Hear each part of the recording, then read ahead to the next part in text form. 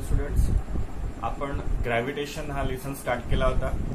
Gravitation लेसनमध्ये सगळ्यात पहिले आपण सेंट्रिपिटल फोर्स काय असतो, सर्क्युलर मोशन काय असतं ते पाहिलं. त्यानंतर आपण केपलर्सचे लॉ बघितले होते, फर्स्ट लॉ, सेकंड लॉ आणि थर्ड लॉ. आणि नंतर आपण न्यूटन्स लॉ ऑफ ग्रॅव्हिटेशन पाहिला होता.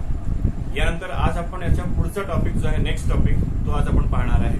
तो टॉपिक स्टार्ट करण्याच्या पहिले जर तुम्ही या चॅनलला सबस्क्राईब केलं नसेल तर तुम्ही सबस्क्राईब करा आणि बेल आयकॉन प्रेस करून ऑल करा, जेणेकरून जे नवीन व्हिडिओज राहतील त्याचं नोटिफिकेशन तुम्हाला प्रॉपरली मिळेल. ठीक आहे, तर आपण स्टार्ट करतो आहे नेक्स्ट टॉपिक. नेक्स्ट टॉपिक मध्ये सगळ्यात पहिले आहे centre of a mass. What do you mean by centre of mass of an object? The center of mass of an object is the point inside or outside the object at which the total mass of the objects can be assumed to be concentrated. The center of a mass of a spherical object having uniform density is at its geometrical center, and the center of mass of any object having uniform density is at its center. म्हणजे कुठल्याही ऑब्जेक्टचं centre of मास म्हणजे काय असतं, तर ज्या ठिकाणी त्या ऑब्जेक्टचं total weight concentrate केलेलं असतं, that point is the center of mass of the object.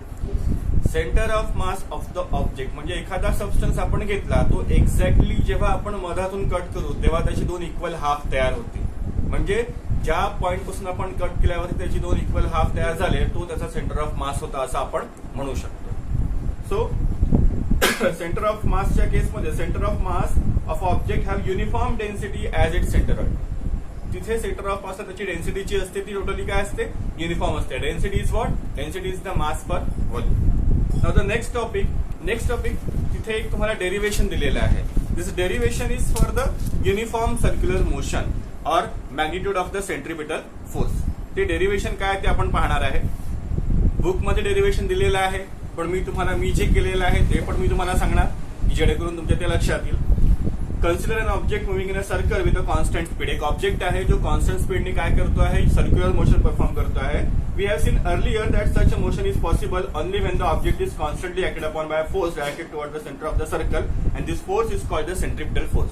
Circular motion हे कॉन्स्टंटली परफॉर्म होत आहे. कशामुळे? Because of the centripetal force. जो सेंट्रिपिटल फोर्स ऑब्जेक्ट कडून त्या सेंटरकडे जो फोर्स ऍक्ट होतो आहे, that will be centripetal force. So, if the force is called centripetal force, if m is the mass of the object and v is its speed, r is the radius of the circle, then it can be shown that this force is equal to F is equal to mv square by r. Sir, F is the force applied, v is the velocity or speed of that object, and r is what? R is the radius of that circle. In that case, that force can be described by mv square by r formula. Okay, so this formula. आपण आता बघतो आहे काय? आपण बघतो आहे याच्यामध्ये याचं on the planet in what the sun must be F is equal to mv square by r, where m is the mass of planet, v is its speed and r is the distance from the sun. Now see, suppose एक planet आहे जो sunच्या around circular motion perform करतो आहे. Okay, आता हा जो planet आहे या प्लॅनेटचा mass speed is distance travelled upon time taken. Speed म्हणजे काय असतं? Distance upon time. आता distance travelled by planet in one revolution. एका रिव्हॉल्युशन मध्ये प्लॅनेट किती डिस्टन्स, आता हा सन आहे, या सनच्या अराउंड जेव्हा प्लॅनेट ऑर्बिटमध्ये सर्क्युलर मोशन परफॉर्म करतो आहे, तर obviously distance travelled by that planet in one revolution is equal to perimeter of that orbit. Perimeter of orbit means the perimeter of circle, that is 2 pi r. So distance traveled by the planet in the one revolution is 2 pi r.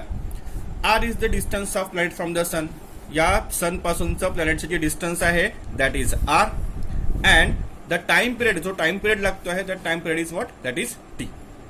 Now v is equal to 2 pi r upon T.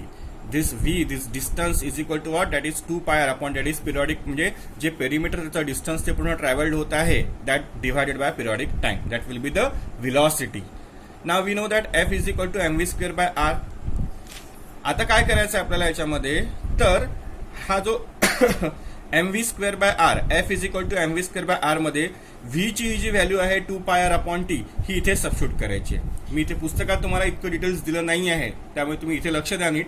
m आणि v च्या जागी आपण substitute केलं 2 pi r by T, त्याचा whole square upon r. नाव this हा m इथे as it is 2 चा स्क्वेअर 4, पायचा स्क्वेअर पाय स्क्वेअर, r चा स्क्वेअर r स्क्वेअर, हा टी स्क्वेअर खाली गेला आणि अपॉन हा r. हा आर इथल्या एका आर सोबत कट झाला, म्हणजे आपल्याला मिळालं 4m pi square upon r upon T square. हे इक्वेशन मिळालं आपल्याला, हे एक्सप्रेशन मिळालं. आता या एक्सप्रेशनला तुम्हाला मल्टिप्लाय डिवाइड करायचं आहे आर स्क्वेअरनी. आर स्क्वेअरने जर याला मल्टिप्लाय केलं, इथे ऑलरेडी एक आर आहे म्हणजे हे आर क्यूब झालं, 4m पाय आर स्क्वेअर आर क्यूब, आणि खाली टी स्क्वेअरला आपण आर स्क्वेअरनी मल्टिप्लाय केलं, मल्टिप्लाय आणि डिव्हाइड दोन्ही केलं.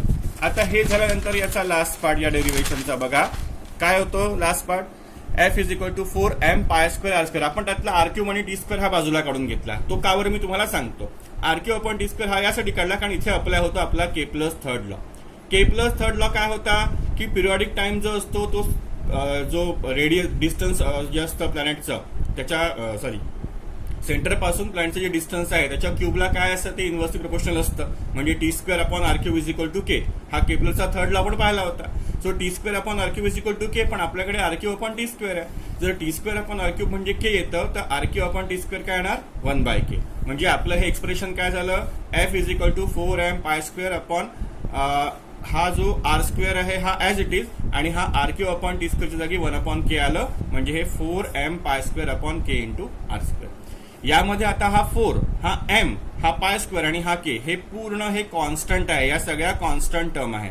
म्हणजे आता इथे f इज इक्वल टू याला जर फक्त वेगळं केलं आपण 4 पाय स्क्वेअर m अपॉन के इंटू हे 1/r स्क्वेअर, ही टर्म पूर्ण कॉन्स्टंट आहे.